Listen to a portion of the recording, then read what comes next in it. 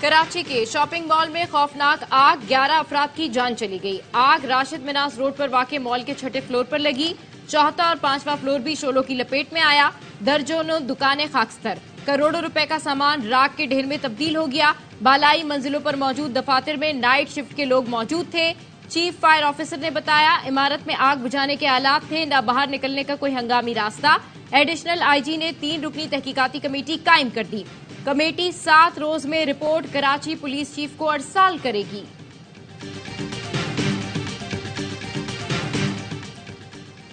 पाक फौज के 2 रिटायर्ड अफसरान का field general court martial.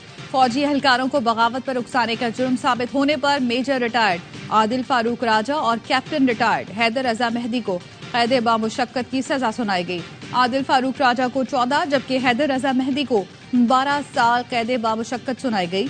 ISPR के मुताबिक सजा के तहत 21 नवंबर 2023 से दोनों अफसरान के रैंक जब्त कर लिए गए।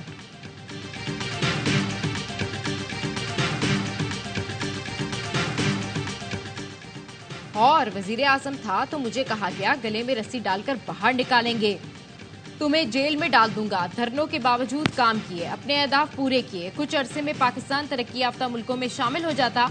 नवाज शरीफ की सियालकोट चैम्बर ऑफ कॉमर्स में ताजरों से गुफ्तगू। कहा, पहली बार हाईजैकिंग केस में जेल गया था। मैं सुबह वजीर आजम, शाम में हाईजैकर बन गया। बहुत कोशिश की गई कि मुझे सजाएं मौत दी जाए।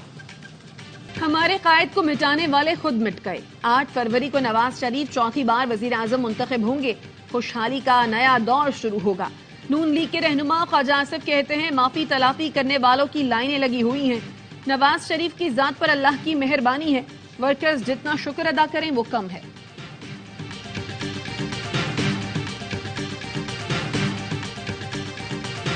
रियासत मुखालिफ तकरीर केस में मुस्लिम लीग नून की रहनुमा मरियम औरंगजेब के नाकाबिले जमानत वारंट जारी। इंसदाद दहशतगर्दी कोर्ट लाहौर ने वारंट मरियम औरंगजेब की अदम पेशी के बायस जारी किए। सदर मुमलिकत आरिफ अलवी को काम से रोकने और ओहदे से हटाने के लिए सुप्रीम कोर्ट में दरखास्त दायर। दरखास्त गुजार ने मौक़िफ़ अपनाया। सदर ने गैर कानूनी तौर पर असम्बली तहलील की, इख्तियारात का गलत इस्तेमाल किया। आम इंतखाबात की तारीख देना सदर का काम था, लेकिन उन्होंने नहीं दी। आरिफ अलवी ने सदारती दफ्तर को PTI की सियासी सरगर्मियों के लिए वक्फ कर रखा है। सदर पूरे मुल्क का होता है, न कि सिर्फ एक सियासी जमात का। आईन और कानून की खिलाफ वर्जी करने पर सदर के खिलाफ कार्रवाई की जाए। सदर के खिलाफ दरखास्त आईन के आर्टिकल 184 के शिक 3 के तहत दायर की गई है।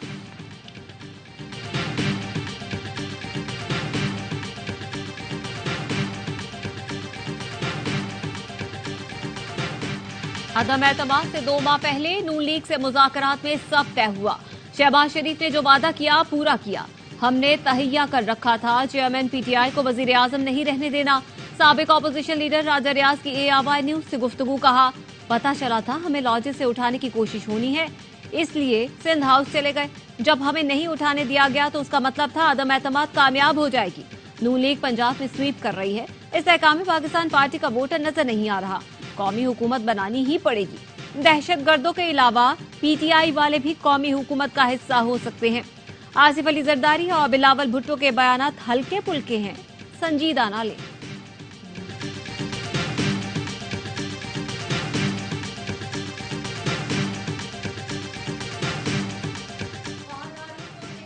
आजम अनवारुल हक काकड़ का मुआविन खुसूसी मुकर्रर कर दिया गया। फहद हारून को डिजिटल मीडिया का कलमदान सौंपा गया है।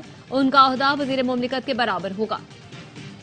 बाद के नवाही इलाके शाहदरा में तलबा से भरी गाड़ी खाई में जा गिरी। 20 साला हानिया जाँ बहक, 15 तालिब इल्म जख्मी। पुलिस का कहना है हादसे का शिकार वैन शकुपुरा से तलबा को सयाहती दौरे पर लेकर आई थी।